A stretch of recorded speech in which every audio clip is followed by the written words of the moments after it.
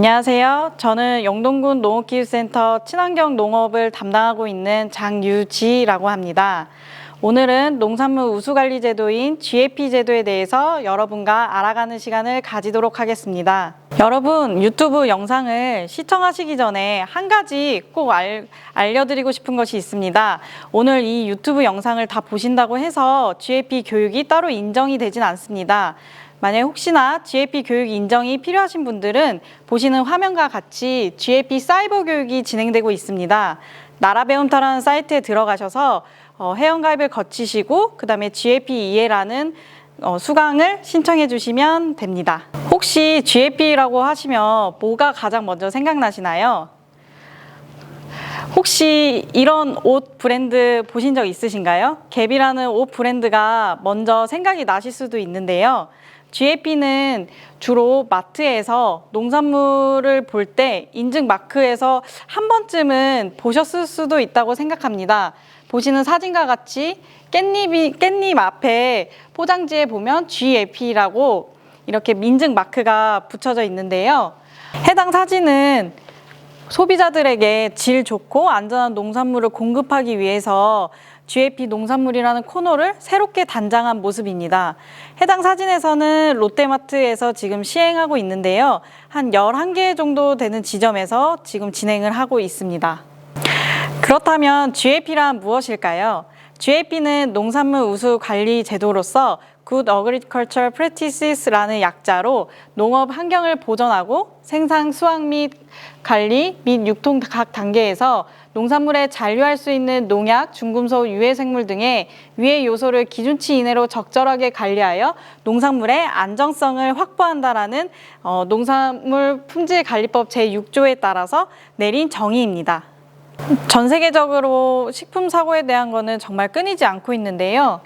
오염 식품으로 인한 연간 사망자 수가 200만 명에 달할 정도로 큰 사건들이 몇 가지 있었습니다. 우리나라에서도 살충제 계란파동 사건 기억하시나요? 미국에서도 살모넬라균으로 인해서 미국 달걀이 전량 리콜되는 사례, 그 다음에 독일산 색삭채소로 인해서 유럽에서 40여 명 사망한 사건 등 여러 가지 식중독 사건으로 인해서 생명을 앗아가는 일들이 많이 일어났습니다.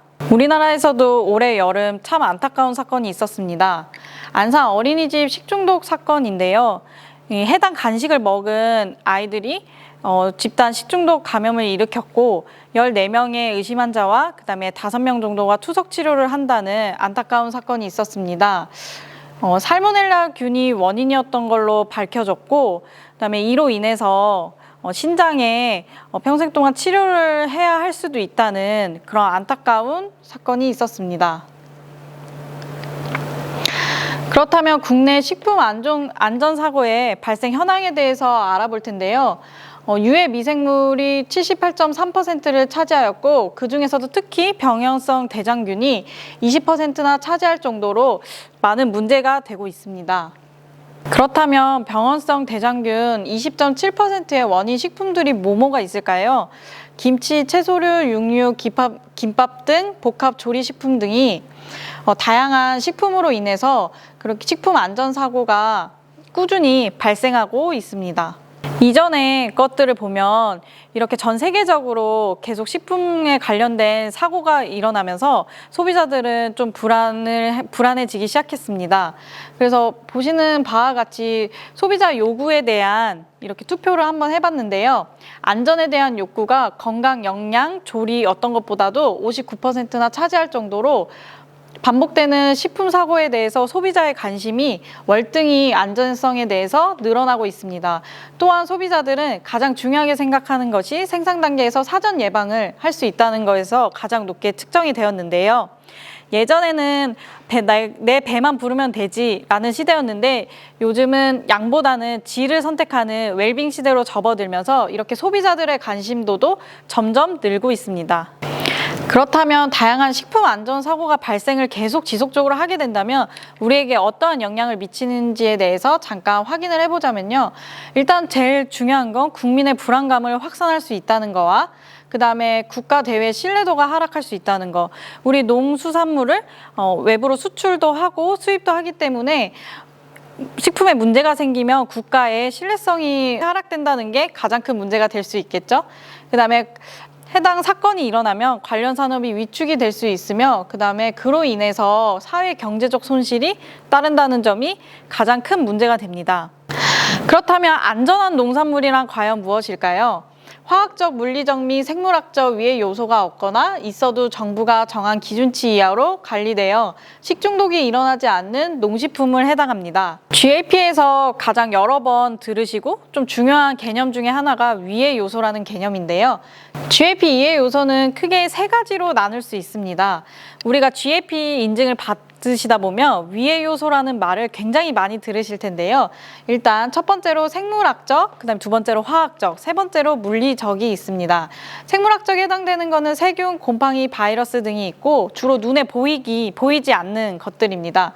화학적에는 잔류농약, 중금속, 곰팡이 독소 등이 있고 물리적에는 금속 조각, 돌, 유리, 플라스틱, 나무, 비닐 같은 눈에 보이는 거시적인 것들이 많습니다. 그다음에 우리 여기서 잠깐 두 가지 개념을 알고 가시면 좋을 것 같아서 잠깐 간략하게 설명해 드리겠습니다. 해썹이란 말 혹시 많이 들어보셨나요? 해썹과 GAP가 과연 어떠한 연관관계가 있는지 설명을 해드리겠습니다.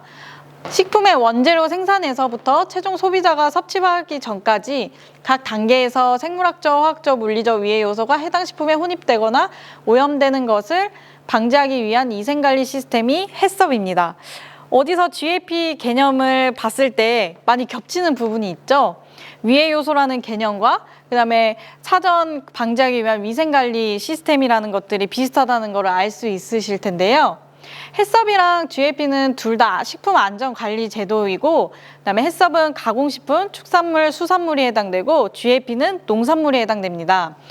즉, 그 말은 무엇이냐면 GAP는 해썹을 농산물로 적용한 안전관리 제도예요.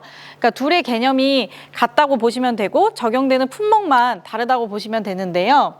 해썹이 혹시 익숙하지 않으시다면 혹시 닭도리탕을 하에 드실 때 닭을 사실 때 이런 인증 모양 본 적이 있으신가요?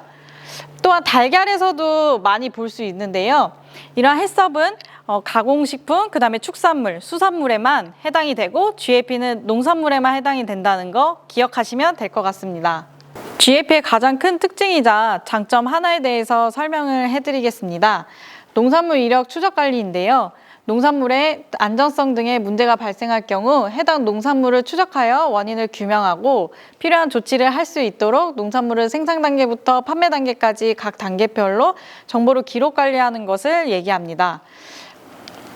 보시는 사진과 같이 12자리의 고유한 번호를 갖게 되는데요. 앞에 5번호는 국립농산품질관리원에서 부여한 번호이고 가운데는 해당 받은 연도, 그다음에 나머지 5자리는 작업자가 설정한 번호인데 이 12가지 번호가 사람으로 따지면 주민등록번호라고 생각하시면 돼요. 그 하나의 농산물에 대해서 고유한 번호를 가지게 되고 이를 또 시스템에서 번호를 입력을 해서 생산 단계부터 판매까지 또한 유통 정보, 작업일지 등 다 확인을 할 수 있어서 소비자에게는 안심이 되는 하나의 큰 특징이자 제도입니다.